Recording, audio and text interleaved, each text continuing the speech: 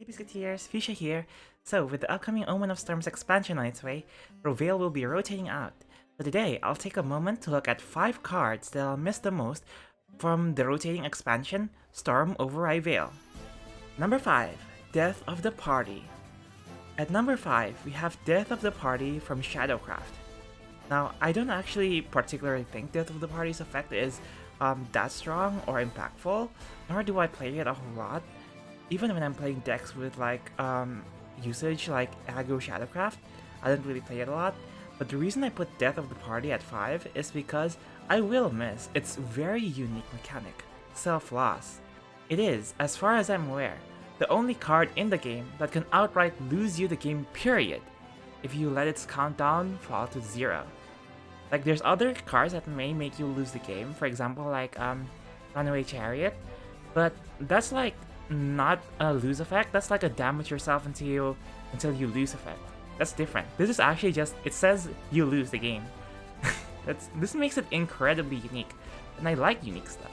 I'm sure you do too. Of course, it's not just that, it's also a pretty good card in the right circumstances for what it's worth. Like, you play this in the aggro shader early on when it came out in Storm over Rivayle, and the art, well, what can I say about the art? The art is top tier, man. Like, let me in on that party, man. Like, I'd love it. Like, Hector? Yeah, like, sign me up. At number 4, we have Resplendent Phoenix from Dragoncraft. Another card that stands out for its uniqueness. Phoenix Roost has always been a colorful card, from its history of being in permanent maintenance to its role in recent years to enable unlimited decks such as Unlimited Zooey. It always provides for some entertaining games. But we never got to see much of it before the advent of Unlimited due to how vulnerable it leaves you, right? Because it halves not only the cost of your cards, but also the enemy's cards, which, you know, is a pretty big drawback. Phoenix Chan fixed this by enabling you to combo a Phoenix Roost into draw due to her low playpoint cost, while also limiting how much your opponent would punish you for it by removing the fanfare element of Phoenix Roost, so they can't just like get immediate discounts or anything. Now, I have some fond memories playing Roost Dragon in rotation. It's like the only time I've played Roost ever, and it's still one of my favorite dragon decks to this day. So I gotta give the number 4 spot to our cute little Phoenix. Number 3, Selena, Sugar Kiss Assassin from Havencraft. Alright. Some Haven bias coming through now. Like, honestly, I love, and I mean love, Anvelt Haven. I also love High Rolls, and Selena gives me both. Able to create ridiculous boards on turn 4, or be set up on turn 5 to play a more consistent board, and give constant removal and chip damage throughout the rest of the match with her Haven Fires. Selena served Anvelt Haven well, which is why it's a bit sad to see her cut recently in many Haven decks. Nevertheless, in her prime, I love just top decking and slamming down a Selena on a turn 4 board and watching my opponent just suffer, you know, like just concede. Like it's very satisfying, right?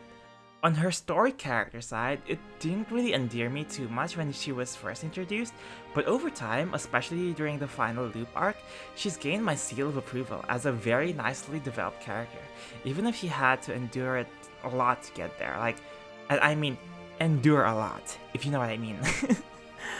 But yeah, deservedly number 3, I think. Number 2, Anvelt, Judgment's Cannon, Havencraft. Alright, yes, I'm a Haven main. Guilty as charged, but hear me out. Anvelt has been a constant fixture in Ward Havencraft ever since his inception, and his existence has meant that Ward Haven could keep somewhat being a thing, even after Wilbert rotated out. At times, Anvelt is supremely strong, able to clear boards while also providing amazing early presence and protection, provided you draw him early. At times, to be honest, he couldn't be a kind of a brick. When he first came into the scene, he was really cool and provided a fun, at least to me, style of high roll play for Ward Haven. And as Ward Haven fell off, he did too, but with the printing of Holy Saber and Sacred Lion in particular, he's become the center of attention again, and frankly, he's so much fun now.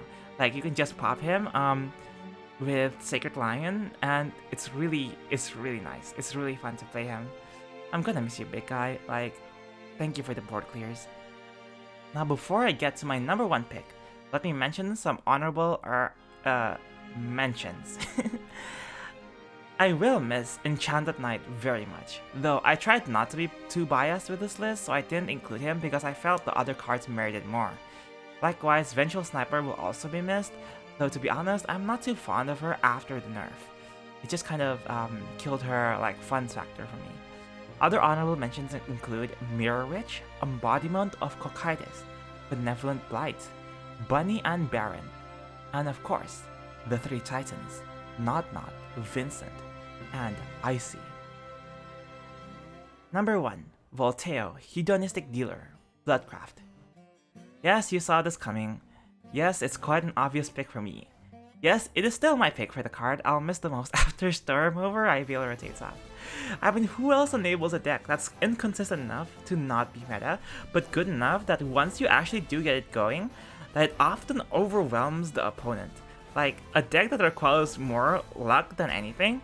That's my style of deck, man. Volteo, in my opinion, is the best Highlander card printed in Shadowverse so far. And I would also say, the most fun too. I always have fun playing him in the beginning of the expansion, and seeing what new cards will help him out. He's enabled a fun and comfortable, I say, type of archetype where you just sit back, play some cards, and let the universe decide for you whether you get a massive board or, just not draw him entirely. Honestly, it's kind of the same as like being in Vegas or something, probably. I don't know, I've never been there. Oh no, you gave me a lot of great games, Mr. Volteo.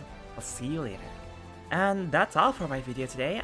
Thank you for watching, and let me know down in the comments below what are the cards you're most sad to see go from the Rivayle rotation. I know it's not the most beloved set, but I know there's some cards that you would probably miss, right? So just tell me that in the comments. And yeah, be sure to check out my Twitch where I'll be streaming a bunch of Shadowverse at the beginning of the expansion, of course. And if you liked this video, give it a thumbs up. If you loved it, give me a sub. And like always, have a great day.